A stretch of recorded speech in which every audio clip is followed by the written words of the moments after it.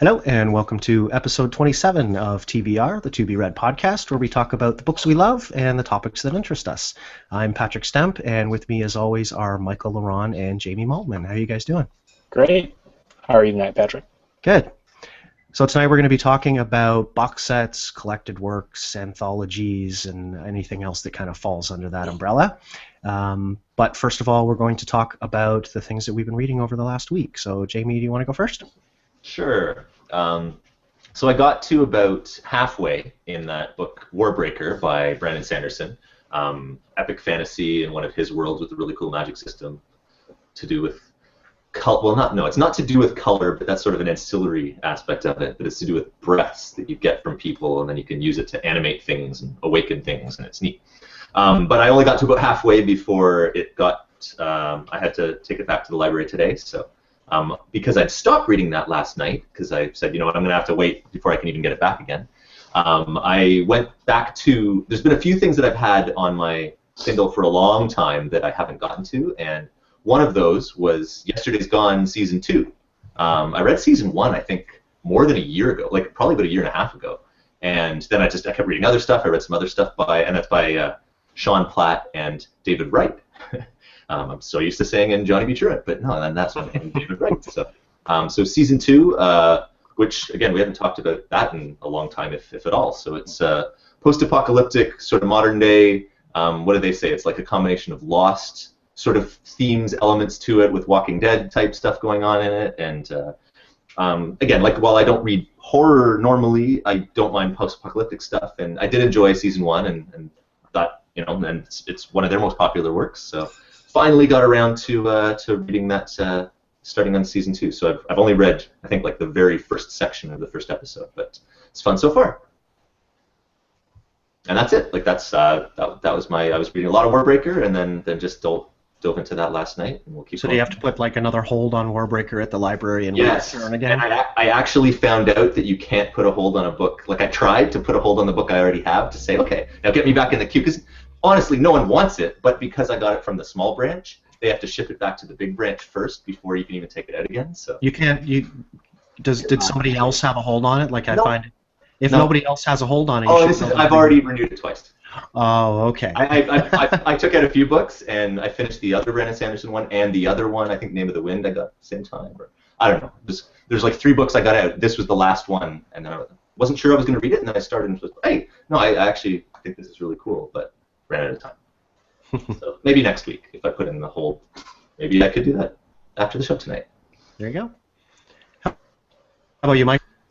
Yeah, you know, this week kind of sucked for reading. And it wasn't because I didn't read. It was because I started a bunch of books that I didn't like, and what do I do next? You know? So I'm not going to name those books, but there was one book in particular that I read today that just made me, like, infuriatingly mad. Like, I've never been mad before reading a book before, and yeah, I'm not going to mention names, but anyway, I did pick up another book from the library, and this is kind of rare for me, but I picked up a print book, actually, and you might recognize this. Oh yeah, there you go. Bone. Yeah. Jeff Smith's Bone. Yeah, Jeff Smith's Bone. I was wandering the stacks and felt like seeing what they had with the graphic novels, and picked this one up, and absolutely love it. It's fantastic. That looked like a collection itself. Is that like volumes 1 through something, or? No, this is just volume 1, but okay. I picked up volumes 1 and 2, and I'm seriously thinking about picking up the bundle, because I know they've got the complete series bundle, so I'm thinking about that. But yeah, I finished the first issue of that today, and that was awesome. I loved it. Probably makes my best books that I read this year. Oh yeah. Yeah, definitely. It's pretty, a good series. pretty awesome. Yeah, Actually, awesome. It's funny, on that, I just got an email today from one of our listeners, Rob, who said he just listened to the episode where we'd recommended Bone, and he said he would, again, second that recommendation, because his 7-year-old, who isn't a big reader, is devouring it right now, so it's got to be something, you know, he's like, it's something you can do with the kids, and they would enjoy it as well, you know, for all ages, but it's a blast, so. Yeah, especially awesome. if you get the color one too, because there are black and white, but then there's also the color, which is done beautifully, and yeah, there's lots of.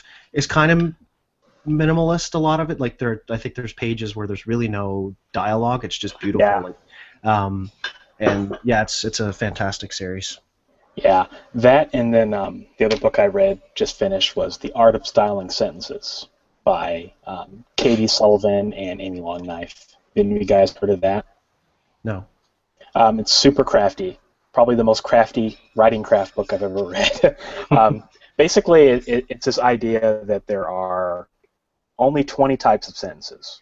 And if you learn what those types of sentences are, then you can combine them with other types of sentences to create your style. So it was pretty cool. I had a notebook out, and I was practicing, doing nothing but writing sentences while I read the book, and it was really cool. If there's any writers out there who are listening to this, it's definitely a book I recommend. I don't know very many people that have read it, but if you really want to take your style to the next level with like nuts and bolts grammar and nuts and bolts, like just elements of a sentence, subject, verb, clause, I would highly recommend it. I loved it. I had a blast when I read it.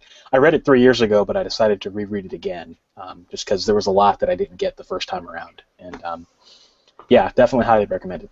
And what was that called again? The Art of Styling Sentences by Amy Longknife and Katie Sullivan. Okay. Good stuff. Write that one down. And sorry, so I was going to ask, again, without sort of revealing anything, but the book that made you mad, I'm just curious, was it nonfiction and it was the kind of thing that made you mad because of what it was telling you? You're like, that's not right, or was it fiction that was just terribly written? It was fiction. Okay. And not only was it terribly written, it was that avant-garde crap that I hate so much. Okay. That pervades literary fiction. Yeah. It's like there's no quotation marks to imitate dialogue. There's colons after every other sentence, which is like I've never seen a colon disgrace so much in my life, And it's just like it's about absolutely nothing. It's a Seinfeld book, It's just about nothing. But not funny. But if you look at the reviews on Goodreads, there's like 700 of them, and everyone is like, "Oh, I love this. This is the best book I've ever read." And and yeah, it's one of those literary fiction books that you pick up because it's like, okay, I'm interested, but then it just pisses you off, That's why I don't read much literary fiction anymore. I just get mad when I read it. But enough about that. We're about positivity on this show, right? Yeah. So, Jamie, was that a TARDIS mug that you're drinking out of? Absolutely. Is that what I just said? Oh, okay, cool. Oh, you're drinking tea out of a TARDIS mug. Cool. My reading for the week, I'm still working on Myra Grant's Symbiont. I'm, I think, about 40% of the way through that, and I'm enjoying it. One of the things I've noticed, though, that I'm having a little bit of a hard time getting through it because the chapters are so darn long. And it's one of these books where I prefer when I'm reading on the Kindle or on the phone when it says, 3 minutes left in the chapter versus 6 hours left in the book, right? And this is one of those ones that's, you've got 6 hours and 27 minutes left reading the book, and I'm like, if I've got, if I need to go off and do something else, I'm like, how much longer is this chapter? Oh my God, there's 30 more pages in this chapter. They're just really, really long. I prefer not the Dan Brown 5-sentence chapters, but something a little more kind of in the middle. Good book, though. It's not ruining my enjoyment of the story. It's just I prefer a few more sort of breaks. And then, so before we move on to our topic, I just wanted to mention something that I think we should have mentioned last week, which is we've been doing this for 6 months now. Last week was episode 26, so we're halfway to a year, which is pretty exciting. So I thought it was probably also a good opportunity to just kind of throw out a thank you once again to Anita Solver, who we haven't mentioned in a while. So because we probably got some new listeners, and if you've seen the awesome artwork that goes with the show, the To Be Read podcast, the card that pops up when you look at the show on iTunes or on the website and places like that, she did that, and she's fantastic. And just to plug her stuff too, because she did a great job with the Blunderbuss World stuff, and we've talked about the Dream Engine and everything else in that vein. But she took the bull by the horns there, and she's done some amazing stuff and has helped out with artwork for some of the stuff that Sean and Johnny are doing there. And so she's really cool and a friend of the show, and we'd like to support her in whatever she's doing. And then I was just going to throw out a news item that came out today that I was pretty excited about, which is that Wayward Pines, the television show from the Pines series by Blake Crouch. I still have to read books 2 and 3, but I absolutely loved book 1. Finally has a release date. Been waiting and waiting and waiting for that, and it was winter 2014, which you never know what that really means. And he just was posting today on Facebook that May 14th, which isn't really winter, but I'll take it because I've been waiting for that trailer. That trailer has been out for months. I think we talked about it probably back around episode 1 or 2. And, it's finally coming, so I'm excited for that. Cool. And I don't have either of you read the first book in the series, or no? That's on my list though. Yeah. So I guess we can move on to our topic. We do have some comments. Go ahead. One comment from Quotidian Light. She's watching. Says, "Good evening. That book on crafting sentences sounds perfect for me. I'm actually going through a sentence diagramming workbook and learning tons." Cool. That's it. Onward. Yep. Okay. So tonight we're going to talk about collected works, box sets, and multi-author box sets, anthologies, anything else we can think of sort of in that vein. Any sort of initial thoughts that you guys want to jump in with? No? I've actually read a few different types of these this year, or bought or read in a few different ways. Like I've had, in a few cases, I've had short story anthologies from a library, so that's kind of the typical collected works, especially of a short story type author. And it's funny because that's the kind of thing that school at the lower levels. I don't know. I can't speak to university level English courses, literature courses, etc. But in high school, the kind of short stories they give you are generally horrible, right? In terms of you're not interested in any of them, and they're irritating, and they don't make that a fun experience at all. Lots of colons and no quotation marks. Well, hey, it's not even that avant-garde stuff. It's just they're usually really dull and just not very good. And so I was against reading that kind of an anthology for years and years, but then a couple of people that I've just been reading. Actually, who was it? I think James Altucher was mentioning a few different people that had, that you mentioned before.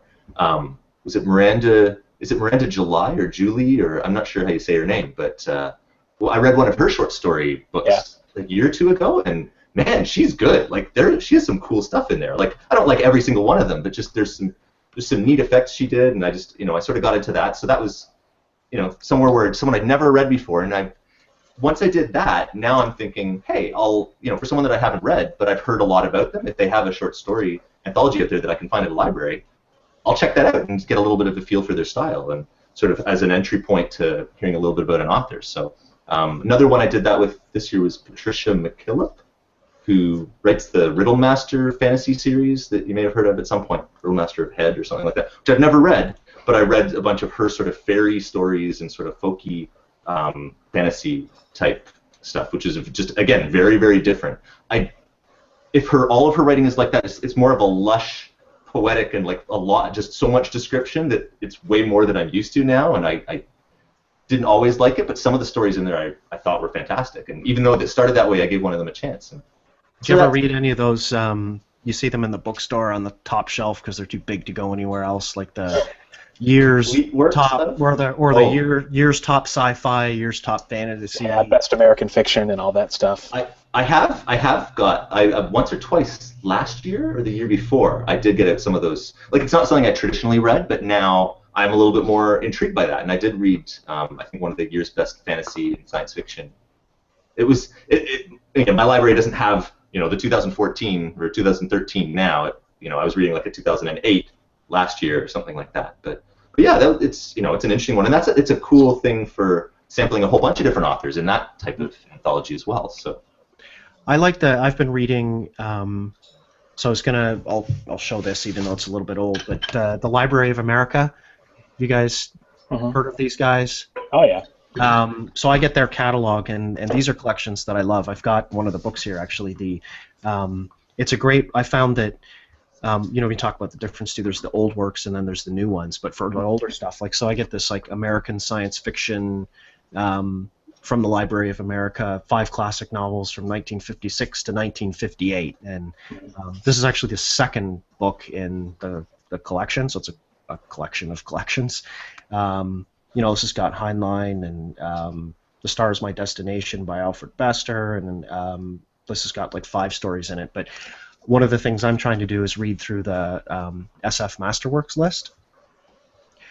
If you Google search that, it's on Wikipedia. It's like a list. It's like 73 books that were, I can't remember the publisher, but years ago they decided they thought that these books should never be out of print. So there's some Vonnegut, lots of Philip K. Dick on that list. That's not surprising. And some of these books, so I can read these anthologies and get through like 5 or 6 of those classics. And so you can get collected works of Kurt Vonnegut. You can get just the Library of America. If you just go on their website and you can order their catalog, they've got a ton of just fantastic collections. Like Philip K. Dick is another one. They've done Dashiell Hammett, probably Raymond Chandler. I think they've got a collection of his works too.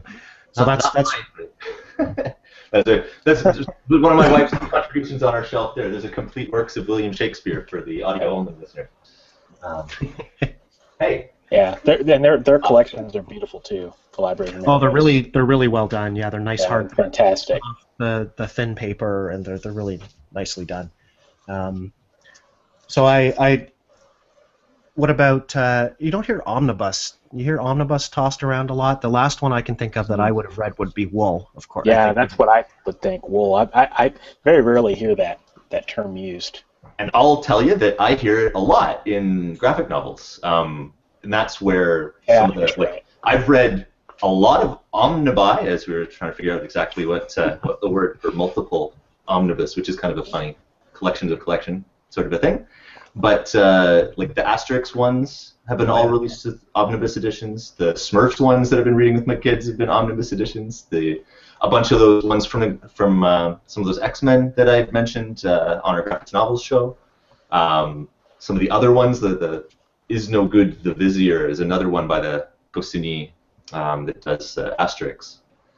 So I've done a ton of those this year, and even some of the like Magic Treehouse omnibus editions where they've got like the sets of 4 because they're groups of 4 for those books that I've been doing with my kids. So it's not something that I'd heard a lot.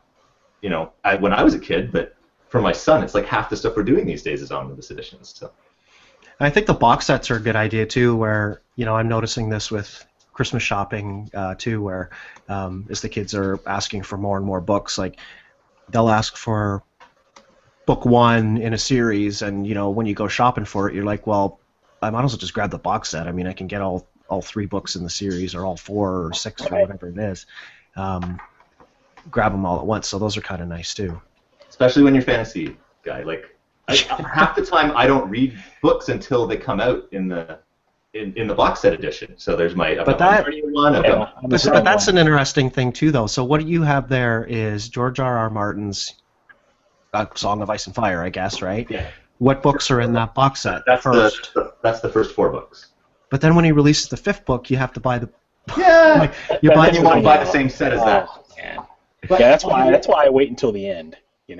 Right. I'll give you the same thing, and then you just get the same version of it. So there's this is my wife's actually Lord of the Rings. I had my own Lord of the Rings box set when I was a kid, but this is the same versions of not just the first 3 and The Hobbit, but the Unfinished Tales and the Silmarillion. Right. So, again, fantasy type people tend to go and try and get that whole set anyway. Well, that is so annoying. I remember, I think, like over the last year, my oldest daughter has been reading like through Harry Potter.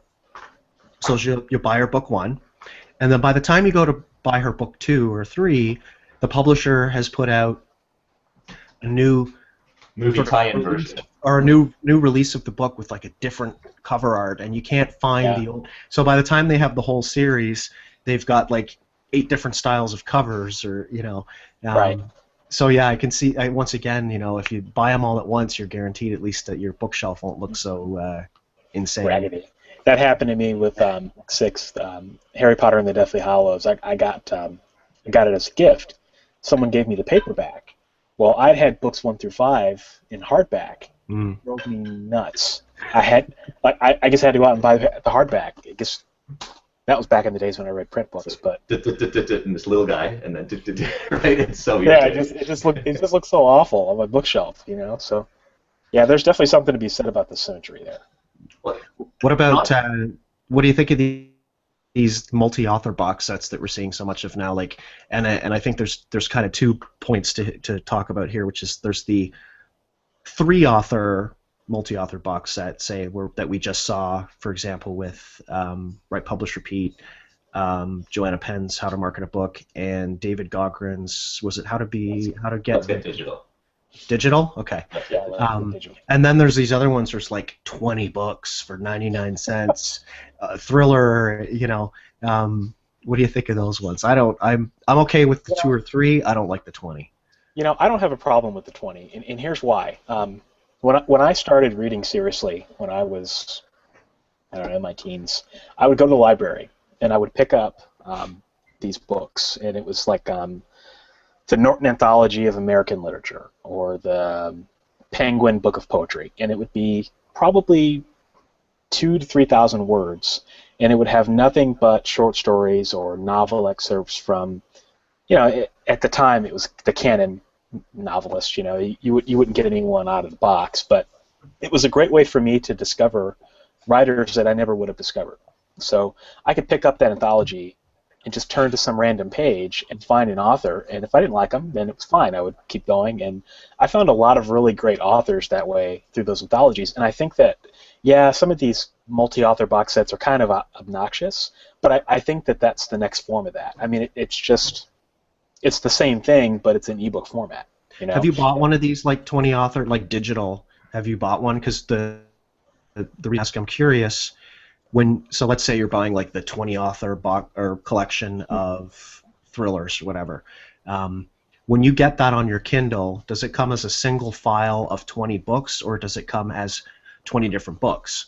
It's a one single file. Yeah, it's one file, but there's 20 books in it. Okay. And hopefully they've done the formatting properly so that it's at least each one is a chapter, if not sub-chapters within them. You can do it. It's just it depends on the skill. Right. Combination of the skill of the person coordinating it. Because I know, I've heard some interviews with Jay Thorne, who's coordinated a lot of those in the horror space, and is apparently very good at that part of the process. So I would imagine again, I don't read much horror and have no personal experience with those. But if you've got someone who really knows what they're doing there, then it can end up with nice formatting as opposed to being 700 hours left in this one story, right? And you have to look at it sequentially. That would be horrible. Once again, I'd be a little OCD. Like, say you had, you could probably, when you're buying a box set like that, there's one author at least and maybe 19 that you don't. But maybe you find somebody else that you like and you want to read their other books, and now you've got all their books in a nice collection on your digital reader, except for that one that's buried in this huge file. You almost want to buy that book. Your digital bookshelf is now starting to look wonky as well. Yeah, if you're OCD. Yeah, it is what it is. Yeah, if you're OCD, I don't mind that as much if it's on my Kindle, but I don't know. I kind of got my start reading anthologies. For the longest time, they were kind of the only thing that I read because I just wanted to know about as many authors as possible. I'm the kind of reader where I don't stay in one place for very long, so they were kind of perfect for me. And I love short story collections in particular. A lot of authors use short stories these days as a way to kind of like candy for people to read their fiction. And it seems like a lot of short stories are based on the worlds that the author's writing in their novels. But, I really miss short stories as an art form. I mean, the literary short stories, and it's probably some of the stuff you read in high school. I tend to like a lot of that. But yeah, I think that short stories are kind of a lost art form, and I think that I really hope they have a comeback because there's nothing better than a good short story collection. You know what? It probably wasn't the same ones that we were reading because we were probably getting the Canadian ones. So it's a lot smaller subset, and that's what I'm saying. Like it's not the classics of American literature. It's some random people that had to deal with the school board, or whatever, right? Like I don't know. Yeah, content stuff somewhere. Yeah, I like the classic American literature short stories. I think that there's a lot to be said for them, and I think some of the best way to read them is in an anthology like that. because you're spending, when you really think about it, it's such a great value because, if you've got like 1,000-page anthology, you're talking about pennies per story, it's pretty cool. But it's funny that you mentioned that too, because the book I mentioned maybe a month ago or a few weeks ago, The Power of Six by Nicholas Rossis, I really liked in his short stories that they were nothing to do with any worlds. He wasn't trying to sell something else. It was totally, I'm playing with sci-fi ideas, which is the classic, what a sci-fi short story should be, right? It's like, I've got this really neat thing I'm going to play with that has something to do with some what if. And, that's really cool. And having read that now, it's like, I do want to go back and read a bunch of these classic sci-fi ones, so I might have to hit up some of Patrick's lists there on that. Yeah. There's some really, really cool stuff. It would be nice like Ray Bradbury or Asimov, they wrote all these short stories that stood alone, and in many ways they're better known for their short stories than they are for their fiction. So I've actually got the collected short stories of Ray Bradbury. It's actually on my desk over there, and I love it, And the cool thing is you can just always go back to it, even 2 or 3 years from now, and just thumb through it and find a story that you haven't read before,